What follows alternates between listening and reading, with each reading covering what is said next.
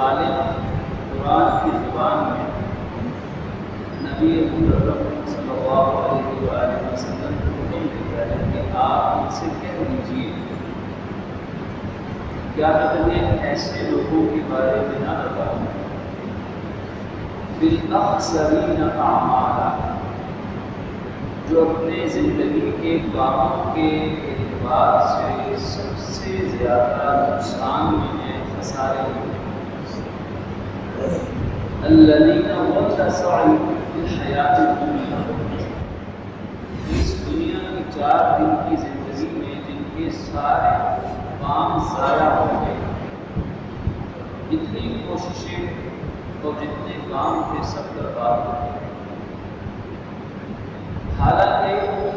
وقت یحسبون انہم یحسنون صنعا، اپنے کاموں پر بڑے فریفتہ تھے کہ ہم جو زندگی گزار رہے ہیں، جو کام ہم کر رہے ہیں بہت اچھا ہے، اپنے کاموں کو اچھا سمجھتے ہیں۔ پھر خالق نے آگے فرمایا کہ اس کی وجہ یہ ہے کہ انہوں نے اللہ کا انکار کیا، اللہ کی آیات کو جھٹلایا، اللہ کا انکار کیا، اللہ کی آیات کا انکار کیا، جس کا نتیجہ ہمیشہ ہمیشہ کی سزا ہے۔ قرآن مجید ہمارے سامنے آنے والے فتنوں کی نشاندہی کرتا ہے، اور اسی وجہ سے سورہ کہف کی فضیلت حدیث میں ہے کہ مسلمان ہر جمعے کے دن، ہر جمعے کے لمحات میں، رات میں یا دن میں سورہ کہف پوری پڑھ لے۔ بعض روایات میں آخری رکوع پڑھ لے، بعض میں 10 آیات پڑھ لے، بعض میں 3 آیات پڑھ لے، بعض کی رائے ہے کہ سورت کے شروع سے پڑھ لے، بعض کی رائے ہے کہ درمیان سے پڑھ لے، بعض کی رائے ہے کہ چاہے آخر سے پڑھ لے، مختلف آیات پڑھ لے سے کچھ نہ کچھ سورہ کہف سے پڑھ لے، پوری پڑھ لے تو ساری فضیلتیں مل جائیں گی۔ اور وہ یہ کہ دنیا کے اندر جو ایک فضیلت کا فائدہ کہ وہ انسان فتنوں سے بچا لیا جائے گا۔ اس کی مثال گزشتہ جمعہ مبارک کی حدیث میں یہ دی، جیسے بھٹی ہے، بھٹی آگ ہے، انگارے ہیں، اس میں لوہا یا سونا ڈالا جائے گا تو اس بھٹی میں جلنے والے لوہے سے زنگ ختم ہو جائے گا۔ اسی طرح فتنے میں جو شخص مبتلا ہوا اور ایمان پر ثابت قدم رہا، فتنوں اور مسائل کے زمانے میں وہ شخص زندہ رہا اور دین پر جمع رہا تو انشاءاللہ فتنہ ختم ہو جائے گا اور یہ شخص اس فتنے سے کندن بن کے نکلے گا، خالص سونے کی طرح چمکدار ہو کے نکلے گا، کامیاب ہو کر نکلے گا۔ اور جو معاذ اللہ فتنے کا شکار ہو گیا تو وہ اس زنگ آلود، اس زنگ کی طرح، اس کچرے کی طرح اسی آگ کی بھٹی میں گر جائے گا۔ اور وہ آگ کی بھٹی دنیا میں کفر ہے، دنیا میں برے اعمال ہیں، دنیا میں اللہ کی رحمت سے محرومی ہے، اور اصل عذاب قرآن کہتا ہے بلا عذاب الآخرۃ اکبر، اصل بڑا عذاب تو آخرت میں شروع ہوگا۔ یہ فتنے میں یا آدمی شروع ہو کے نکلے گا یا ناکام۔ تو سورہ کہف کی تلاوت کی عادت مسلمان کو ہونی چاہیے، کیونکہ تمام فتنوں کا علم تو ہمیں نہیں ہو سکتا۔ ان فتنوں میں سے ایک فتنہ یہ بھی ہے کہ انسان خود فتنے کے اندر مبتلا ہوا لیکن اپنے علاوہ سب کو ہی فتنے میں مبتلا سمجھے گا سوائے اپنے آپ، حالانکہ خود گمراہ ہو چکا ہے معاذ، لیکن اپنی اس گمراہی کی وجہ سے اس کی آنکھوں پر، دماغ، عقل و خرد، دل پر ایسے پردے پڑے ہیں کہ اپنے سوا سب کو گمراہ سمجھتا ہے۔ یہ بھی قیامت کی فتنوں میں سے فتنہ۔ نبی مکرم صلی اللہ علیہ وسلم نے اپنی امت کو آنے والے فتنوں سے آگاہی عطا ہی اسی لیے فرمائی تھی تاکہ میری امت ان فتنوں کو پہچان کر ان سے بچنے کی کوشش کر سکے۔ بچنے کا حق بھی بتایا، قرآن و حدیث پہ عمل کرنا، ان فتنوں کو پہچانا جائے، فتنوں کا علم عطا فرمایا، فتنوں کے بارے میں بے شمار احادیث ہیں، کچھ نشانیاں، کچھ فتنے کی چیزیں تاکہ ہم اور آپ مسلمان اس سے بچ سکے۔ گزشتہ اس میں آپ کی خدمت میں رس کی گئی تھی۔ کچھ اور ایسی نشانیاں ہیں، ایسے اعمال ہیں، ایسی عادات ہیں، ایسے نظریات ہیں کہ جن کو نبی مکرم صلی اللہ علیہ وسلم نے فتنہ قرار دیا، اور بعض میں سے اتنے ہلاکت خیز، اتنے خوفناک اور ہولناک ہیں کہ انہیں قیامت کی نشانی قرار دیا۔ قیامت کی نشانیاں کیا ہیں؟ جیسے حالت نزع میں مبتلا انسان کے آخری سانس کے جھٹکے، قیامت کی نشانیاں وہ آخری جھٹکے ہیں اس کائنات میں، کہ وہ آخری اچکولے کھائے گی کائنات، اس کائنات میں بڑے بڑے فتنے رونما ہوں گے، وہ کیا کہتے ہیں؟ فرمایا کہ طلاق اور ناگہانی اموات، ان کی بہت کثرت ہو جائے گی۔ دو چیزیں، طلاق، میاں بیوی کا جھگڑا، طلاق، ڈائیورس، اس کی شرح بہت بڑھ جائے گی، اور لوگوں کی اموات، اچانک اموات، اچانک صحت مند انسان بیٹھا بڑے اچانک اطلاع ملی کہ اس کا انتقال ہو گیا، انسان کو یقین نہیں آتا کہ ابھی تو مجھ سے فون پہ بات کی تھی، ابھی تو ہم اکٹھے تھے، کھانے پینے کی نشست میں اکٹھے تھے، انسان حیران پریشان کی اچانک سے کیا ہو گیا۔ ناگہانی آفات، ایکسیڈنٹ کی اطلاع مل گئی، اچانک اس کو حادثہ پیش آ گیا، اچانک کوئی ہارٹ اٹیک ہو گیا، بیماری اچانک آ گئی، ناگہانی اموات زیادہ ہو جائیں گی، اور طلاق کی شرح بھی بہت بڑھ جائے گی۔ آج طلاق جس کو روایات میں جائز چیزوں میں سب سے ناپسندیدہ چیز قرار دیا گیا ہے، طلاق جس کا حق مرد کو دیا گیا تھا ایک آخری حل کے طور پر، لاسٹ آپشن، آخری حل ہے۔ میاں بیوی آپس میں محبت و پیار، الفت، اعتماد سے زندگی گزارے، کبھی انبن ہو جائے زندگی کا حسن، لیکن اگر وہ انبن بڑھ جائے تو آپس میں بند کمرے میں ہی صلح صفائی کر لیں، اگر آپس میں نہ کر سکیں تو خاندان کے بعض قریبی ترین بزرگوں کو، ماں باپ کے بڑوں کو شامل کر کے صلح کی کوشش کی جائے، وہ بھی نہ ہو سکے تو دونوں اطراف کی طرف سے بزرگ بڑے آ جائیں، یہاں بھی مسئلہ نہ حل ہو تو اپنے بزرگوں کو، علماء کو بلا لیا جائے، ان کے ذریعے صلح کروا لی جائے، یہاں بھی نہ ہو سکے تو عدالت کے ذریعے سے صلح کروا لی جائے۔ شریعت نے کتنے راستے عطا فرمائے، اور اگر آخری مرحلہ اگر خدا نہ خواستہ سارے حل، ساری دوائیاں استعمال کر لی، شفا نہیں ملی، میاں بیوی کے درمیان میں صلح نہیں ہوتی، تو پھر شریعت یہ کہتی ہے اگر آخری مرحلہ خدا نہ خواستہ آ جائے اور اس میں کیفیت یہ ہو کہ اب ان کی زندگی اکٹھی گزرنا ناممکن ہے، اب جدا ہونا ہی ہونا ہے، تو پھر کیا انسان کرے؟ قرآن پاک میں سورہ البقرہ کے اندر اور بعض مقامات کو بہت سی حدیث کے اندر پھر طلاق دینے کا طریقہ بتایا۔ اب یہ طلاق دینے کا طریقہ اس لیے نہیں بتایا کہ لوگ دھڑا دھڑ طلاقیں دیتے رہے، طلاق دینے کا صحیح طریقہ اس لیے بتایا تاکہ طلاق کا دروازہ بند ہو سکے۔ اب یہ عجیب بات ہے کہ طریقہ تو طلاق دینے کا بتایا جا رہا ہے، لیکن امام راضی اور بات فرماتے ہیں یہ طریقہ ایسا پر حکمت ہے کہ اگر وہ اس طریقے پہ عمل کرنا شروع کر دے کوئی معاشرہ، تو اس معاشرے میں طلاق کی شرح کم ہوتے ہوتے شاید زیرو پہ آ جائے۔ طریقہ کیا ہے؟ خدا نہ خواستہ عرض کیا کہ آخری مرحلہ جہاں اب جدائی ہی ہے، اب ان کی شروع نہیں ہو سکتی، تو شریعت نے مرد کو کہا کہ ایک دفعہ عورت کی پاکیزگی کے حالت میں طلاق کے لفظ سے طلاق دے دو، ایک دفعہ کرو، 2 دفعہ نہیں، 3 دفعہ نہیں، 10 دفعہ نہیں، اور لفظ بھی طلاق کا استعمال کر کے ایک دفعہ کہہ دیں تو میں نے تجھے طلاق دی۔ اب اس کے بعد اس عورت سے وہ رجوع اگر نہیں کرے گا تو اس کے 3 بیماری کے ایام گزریں گے، تو وہ 3 ماہ کا عرصہ گزرے گا، رجوع نہیں ہوا تو طلاق بہت واقعہ ہو جائے گی۔ لیکن ہمارے ہاں ایک تو طلاق دینے میں جلد بازی، چھوٹی چھوٹی باتوں پر طلاق کی دھمکیاں، معذرت کے ساتھ اگر یہ بات کہی جائے تو غلط نہیں، ہمارے معاشرے کی طلاق کے حوالے سے خوفناک شرح کی وجہ سے یہ بات کہی جائے تو غلط نہیں کہ آج کا مرد جسے علم نہیں ہے، نہ علم ہے نہ دین کا پتہ ہے، وہ شخص طلاق، وہ مرد، وہ شوہر طلاق کا غلط استعمال کر رہا ہے، اور غلط استعمال کی وجہ سے وہ نہ صرف اس خاتون پہ ظلم کرتا ہے، اپنی اولاد پہ ظلم کرتا ہے، بلکہ اللہ اور اس کے رسول کا مجرم بنتا ہے۔ وجہ صاف ظاہر ہے کہ رب نے، اللہ کے نبی نے جو طریقہ احکامات دیے تھے تو طلاق دینے کے لیے نہیں تھے، گھروں کو اجاڑنے کے لیے نہیں تھے، خواتین کو دھمکانے کے لیے نہیں تھے، خواتین سے اپنے جائز ناجائز مطالبے پورا کروانے کے لیے نہیں تھے، دھونس اور دھاندلی کے لیے نہیں تھے۔ وہ تو آخری حل کے طور پہ طریقہ ایسا بتایا تھا کہ جس سے طلاق کی شرح کم ہو سکے، لیکن اس کا ناجائز استعمال، یہ ایسا شوہر اللہ رسول کے ہاں مجرم بنتا ہے، ظلم ہے۔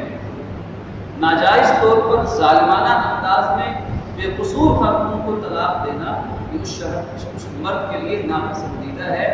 گناہ اور جرم کے زمرے میں یہ بات داخل ہے۔ اور شیطان کے تیروں میں سے سب سے زہریلا تیر جس پر شیطان، بخاری شریف کی حدیث میں آتا ہے کہ شیطان اپنے چیلوں کو شاباش دیتا ہے کہ تم نے میاں بیوی کے درمیان جھگڑا کروا کر طلاق دلوائی ہے، یہ کام سب سے بہترین کیا ہے،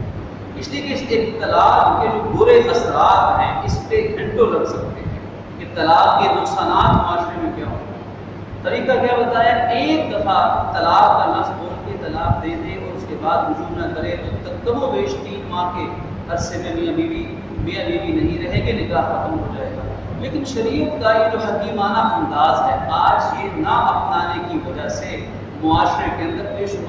بے شمار مسائل پیدا ہو رہے ہیں۔ جو خدا نخواستہ ان مسائل میں مبتلا ہوتے ہیں وہ ان مسائل کو اچھی طرح سے جانتے ہیں، عام شخص کو شاید اس کا علم، اس گہرائی کا علم نہ ہو۔ اب شریعت نے یہ راستہ کیوں بتایا؟ اس لیے بتایا کہ طلاق کی شرح کم ہو سکے۔ وہ کیسے؟ اب یہ سمجھنے کی بات ہے۔ مثال کے طور پر ایک شخص اپنی بیوی کو اس صورت میں طلاق دیتا ہے، اس نے ایک دفعہ زبان سے بیوی سے کہا تمہیں طلاق دی، اب اس عورت نے عدت کم و بیش 3 ماہ کی عدت گزارنی ہے۔ اس عدت میں اس عورت کا کہیں نکاح نہیں ہو سکتا، اگر کوئی غلطی سے یہ جان بوجھ کر کرے گا بھی تو نکاح ویلڈ نہیں ہوگا، نکاح معتبر نہیں ہوگا، نکاح منعقد نہیں ہوگا۔ اور حکم ہے کہ وہ عورت یہ جو 3 ماہ کا کم و بیش کا عرصہ ہے یہ شوہر کے گھر میں گزارے، اپنے ماں باپ کے ہاں نہیں، اپنے سسرال میں شوہر کے گھر میں گزارے۔ پھر تیسرا حکم یہ ہے کہ اس حالت میں عورت کے لیے مستحب ہے کہ بناؤ سنگھار کر کے رہے۔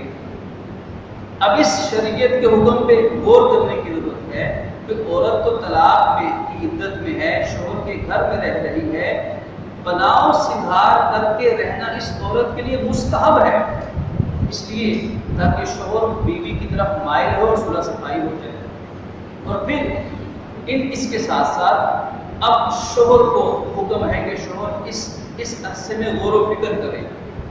3 ماہ کا کم و بیش کا عرصہ ہے، شوہر غور و فکر کرے، بیوی بھی ذرا ٹھنڈے دماغ سے سوچے، سمجھانے والے مخلص لوگ بھی سمجھائیں۔ تو قرآن کہتا ہے کہ اگر یہ سارے مخلص ہو کر صلح صفائی کا سوچیں گے تو اللہ ان کے دلوں میں محبت اور الفت اسی طرح ڈال دے گا جیسے نکاح کے بعد اللہ نے الفت پیدا فرمائی تھی، اور ان کے درمیان شروع ہو جائے گی، گھر آباد ہو جائے گا۔ لیکن شرط ہے ٹھنڈا دماغ، ذرا ٹھنڈے دماغ سے ہوش و حواس کے ساتھ، ہمدردی کے ساتھ، صرف نکتہ چینیاں نہیں، صرف خامیاں نہیں، صرف غلطیاں پکڑنے کی عادت نہیں، بلکہ خوبیاں دیکھی جائیں۔ جب اس سوچ سے وہ سوچیں گے تو اللہ صلح کی توفیق دے دے گا۔ 1 مہینہ گزر گیا صلح نہیں ہوئی، دوسرا گزر گیا صلح نہیں ہوئی، تیسرا گزر رہا ہے صلح نہیں ہوئی، تو اگر تیسرے مہینے کے آخر میں بھی اس پوری عدت کے اندر آخری دن بھی اگر میاں بیوی صلح کے لیے تیار ہو جائیں تو شریعت نے اس پورے پروسیس کے اندر جو اگر طریقہ اپنایا تو آخر میں 1 منٹ صلح کے لیے کافی ہے۔ اگر شوہر بیوی سے کہہ دے کہ میں نے اپنی طلاق سے رجوع کیا، جو تجھے میں نے 1 طلاق دی تھی میں نے اس سے رجوع کیا، زبان سے کہہ بھی دیا، تو شریعت کا حکم ہے کہ یہ دونوں میاں بیوی رہیں گے۔ طلاق جو ہو گئی 1 کی وہ تو ویلڈ ہو گئی، لیکن ان کا نکاح ختم نہیں ہوگا عدت کے اندر۔ نیا نکاح کرنے کی بھی ضرورت نہیں ہے، کسی UC کونسل سے جا کے سرٹیفکیٹ لینے کی بھی ضرورت نہیں ہے، کسی عدالت کا فیصلہ بھی کوئی گواہ بنانے کی بھی ضرورت نہیں ہے۔ 1 منٹ بھی یہ کہہ دے گا تو صلح ہو جائے گی، نکاح برقرار رہ جائے گا۔ تو ایک طریقہ کیوں بتایا؟ تاکہ طلاق کی شرح کم ہو سکے۔ بالفرض عدت گزر گئی اور صلح نہیں ہوئی، عدت گزرنے کے بعد جب نکاح ختم ہو گیا پھر ان کے دماغ میں یہ بات آئی کہ صلح کر لیتے تو اچھا تھا، اللہ نے دل میں بات ڈال دی، تو اب کیا کیا جائے؟ اب بھی شریعت کا حکم بڑا آسان ہے کہ طریقہ دین کے مطابق استعمال کیا۔ یہاں مسئلہ یہ ہے کہ پہلے وہ 10 طلاقیں اکٹھی دے کر پورا اسلام لکھوا کر روحے بہت کروا کے پھر آگے پوچھتا ہے کہ بتائیے کہ میں تو یہ کر چکا ہوں، اب اس کا حل بتائیے، حل کیا ہے؟ اگر شریعت کے دین کے حکم پر شروع سے عمل کیا جائے گا تو دین میں آسانی ہی آسانی ہے۔ کیا آسانی ہے؟ ایک طلاق دی یا خدا نخواستہ 2 دے دی تو اس صورت میں اگر عدت گزر بھی گئی تو صرف نیا نکاح دوبارہ کرنا پڑے گا۔ اگر عدت گزر گئی تو دوبارہ نکاح ہو جائے گا جیسے پہلے ہوا، چاہے سادگی میں 2 گواہوں کی موجودگی میں ایجاب و قبول شریعت کے مطابق ہو جائے تو 2 منٹ میں 5 منٹ میں اپنے نکاح دوبارہ کر لیا تو دوبارہ میاں بیوی بن گئی، اور جو طلاق پہلے دی تھی وہ تو چلی گئی، اب اگر ایک دی تھی تو 2 کا حق باقی ہے، 2 دی تھی تو 1 کا حق باقی ہے۔ یہ 1 کا حق بھی ایسا ہے کہ 100 سال کی عمر رہے اور طلاق نہ دے تو میاں بیوی کے طور پہ زندگی گزرے گی، نکاح برقرار رہے۔ تو طلاق کی شرح کا زیادہ ہونا اس کے اسباب ہیں، وجوہات ہیں، اور طلاق کا سنت طریقہ نہ اپنایا جانا معاشرے کے اندر، یہ وہ وجوہات ہیں جن کی وجہ سے معاشرے میں طلاق کی شرح خوفناک حد تک بڑھ چکی ہے۔ عدالتوں میں جا کر کیسز کا ملاحظہ کیجیے، خلا کے لیے دائر ہونے والے دعووں کو، درخواستوں کو دیکھیے، دینی مدارس اور دینی جامعات کے اندر دارالافتاؤں میں پوچھے جانے طلاق اور خلا کے مسائل اور فتووں کا مطالعہ کیجیے، ہمیں طلاق کی خوفناک شرح کا اندازہ ہو سکے گا۔ تو طلاق کی شرح بڑھے گی خوفناک حد تک، یہ قیامت کی نشانی ہے، اور لوگوں کی ناگہانی اموات واقع ہوں گی، یہ قیامت کی بدترین نشانی ہے۔ اسی طرح فرمایا کہ جھوٹی تہمتیں عام ہو جائیں گی، لوگوں پر جھوٹی تہمت لگانا۔ اب مخالف فریق ہے، اس سے اختلاف سیاسی ہو سکتا ہے، مذہبی ہو سکتا ہے، خاندانی ہو سکتا ہے، معاشی ہو سکتا ہے۔ آج کے دور کا آسان سا حربہ کیا ہے کہ اس پہ تہمت لگاؤ، کیونکہ ثابت نہیں کرنا پڑے گا۔ اگر صحیح دور حکومت، دور اسلامی ہو تو اگر انسان اپنی زبان سے ادا کیے جانے والے ہر بول کا ذمہ دار ہے، ہر دعوے کا ذمہ دار ہے، وہ کوئی دعویٰ اور کوئی الزام، کوئی بہتان بغیر دلیل کے لگا نہیں سکتا ہے۔ اگر وہ کسی پہ تہمت لگاتا ہے، تو الزام تراشی کرتا ہے، تو اس کو عدالت میں ثابت کرنا پڑے گا، مگر نہ اس کی سزا مختلف تہمتوں کی مختلف ہو سکتی ہے، مختلف الزامات کی صورت میں کہیں جرمانہ ہوگا، کہیں جسمانی سزا ہوگی، کہیں قید ہوگی۔ ایسا نہیں ہوگا کہ جس کے منہ میں اپنے مخالف کے بارے میں جو آئے اس پہ وہ کیچڑ اٹھاتا رہے اور کوئی پوچھنے والا۔ اگر ایسا ہو کہ لوگ الزامات عائد کرنے لگ جائیں، تہمتیں عائد کرنے لگ جائیں،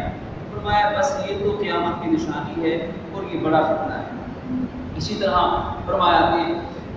لوگ ایسے حاکم بن جائیں گے کہ جو بڑھنا پھرنے والے ہوں گے، یعنی شرم و حیا سے عاری لوگوں کو حکمرانی مل جائے گی، اقتدار مل جائے گا، بڑھنا پھرنے والے لوگوں کو حکمرانیاں ملتی رہیں گی۔ لوگ رشوت کا لین دین کریں گے تحفے کے نام پر، تحفے کے طور پر چائے پانی، یہ چائے پانی لے لیجیے، کوئی چائے پانی بھی دے دو، تو چائے پانی اور تحفے اور گفٹ کے نام پر، ہدیے کے نام پر، انعام کے طور پر رشوت کا بازار گرم ہوگا۔ آج ہمارے معاشرے کا کیا حال ہے؟ ہمارے چاہے سرکاری ادارے ہوں، چاہے نیم سرکاری ادارے ہوں، ان اداروں میں رشوت کا بازار کیسے کیسے چل رہا ہے۔ ہر انسان کو ان حالات کو اچھی طرح سے سمجھ سکتا ہے جس کا واسطہ کبھی کسی ادارے سے پڑا ہوگا۔ وہ جانتا ہے کہ چھوٹے چھوٹے جائز کاموں کے لیے بھی، چھوٹے چھوٹے جائز کام جو انسان کی بنیادی ضرورت، ایک انسان نے گیس کا میٹر لگانا ہو، بجلی کا میٹر لگانا ہو اور بالکل جائز طریقے سے لگانا ہو، سارے اس ملک کے قوانین کے مطابق لگانا ہو، اور وہ مال حلال سے اس کی جائز قیمت بھی ادا کرے، تو جو لگوا چکے ہیں اگر کوئی بیچ میں سفارش نہ ڈالی جائے، کوئی بھاری بھرکم فیسیں نہ دی جائیں، ایک عام شہری اگر کوئی اپنا جائز کام کروانا پڑے تو ہم جانتے ہیں کہ اسے کتنے پاپڑ بیلنے پڑیں گے، جان جوکھوں میں ڈال کر خون پسینہ ایک کر کے وہ اپنا جائز کام کروانا پڑے گا، اور پھر جائز کام بھاری بھرکم رقوم اور رشوتیں لینے کے بعد بھی اس طرح کیا جائے گا جیسے کسی پر احسان کیا جا رہا۔ اور ایسے ایسے واقعات معاشرے کے،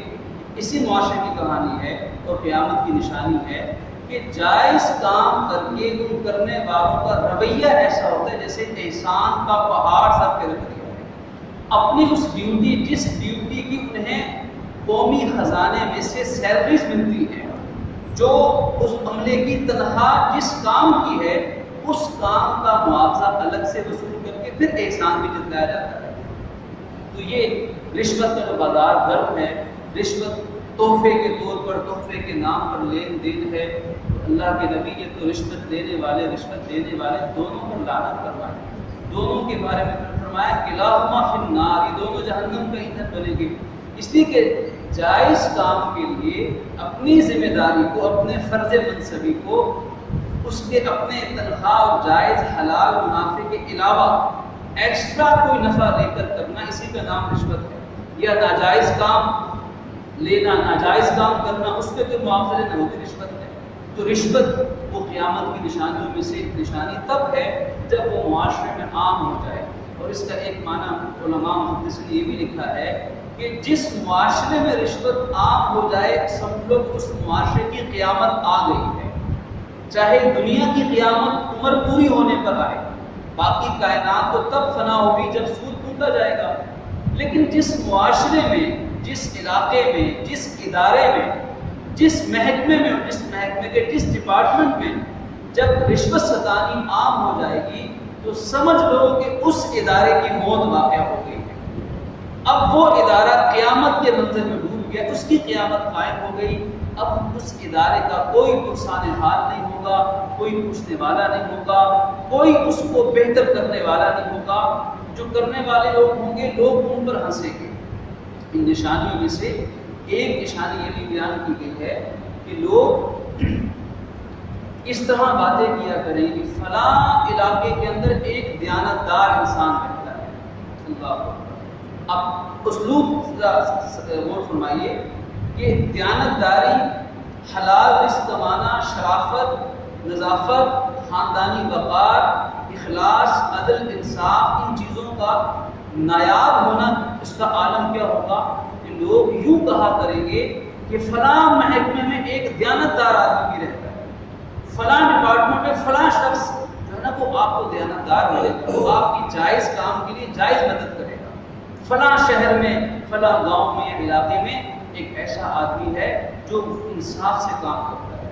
تو یہ چیزیں اتنی نایاب ہو جائیں گی تو سمجھ لیجیے کہ اس معاشرے کی قیامت قائم ہو گئی ہے۔ اب یہ تباہی بربادی اس وقت تک واپسی نہیں ہوگی ہدایت کے لیے، کامیابی اور امن و سکون کے لیے اور ترقی کے لیے، جب تک معاشرے کے اندر پھیلی ان برائیوں کے خاتمے کے لیے عقل شعور رکھنے والے دیانتدار انسان محنت اور کوشش شروع نہیں کرتے ہیں۔ جب تک ایسے دیانتدار افسران اپنی نوکری، اپنی ملازمت، اپنی سہولیات کو ہتھیلی پر رکھ کر میدان جہاد میں نہ نکل پڑے ہوں اور وہ انصاف اور دیانت کے لیے جب تک وہ جہاد کا پرچم بلند نہ کریں، تب تک اس معاشرے کی حالت کو بدل نہیں سکتا۔ اس کا تنزل، اس کی پستی، اس کی بے برکتی، اس کی بے سکونی، آپس کی نفرتیں، جھگڑے، اختلافات، پریشانیاں، فتنے، آزمائشیں، وبائی امراض، یہ تب تک ختم نہیں ہوں گی جب تک یہ والے اعمال جو اس معاشرے کو، کسی بھی معاشرے کو قیامت کا منظر بنانے والے ہیں، جب تک ان سے بچا نہیں جاتا۔ اسی طرح فرمایا کہ مرد عورت کی مشابہت اختیار کریں گے اور عورتیں مردوں کی مشابہت اختیار کریں گے۔ دور حاضر کی فتنوں میں سے ایک بڑا فتنہ مرد و عورت کا مشابہت کرنا۔ خواتین نے بال مردوں کی طرح بنا لیے، کٹوا لیے، اور مردوں نے خواتین کی طرح بالوں کے انداز بنا لیے۔ مرد کا ٹخنا چھپ گیا پائنچے کے اندر اور عورت کا ٹخنا فیشن کے نام پر پائنچے سے برہنہ ہو گیا۔ مرد نے عورت کی طرح اپنا چہرہ بنا لیا اور عورتیں عورتیں مردوں کی چہرے کی مشابہت کرنے لگ جائیں، مرد عورتوں جیسا لباس پہننے لگ جائیں اور عورتیں مردوں کی لباس کی مشابہت اختیار کرنے لگ جائیں، مرد یہ خواہش کرے کہ مجھے عورت بنا دیا جائے اور عورت یہ خواہش کرے کہ مجھے مرد بنا دیا جائے، یہ ساری وہ چیزیں ہیں جو معاشرے کی تباہی کا سبب ہے۔ یہ میں نہیں کہہ رہا، ہم نہیں کہہ رہے، کسی دارالفتہ کا فتویٰ نہیں ہے، یہ رسول کائنات کا فتویٰ ہے، یہ امام الانبیاء کی تعلیمات ہیں، یہ فخر رسول کے ارشادات ہیں، جو انسانیت کی نفس جاننے والے ہیں، جو ساری انسانیت کے خیر اور شر کو سب سے بہتر پہچاننے والے ہیں،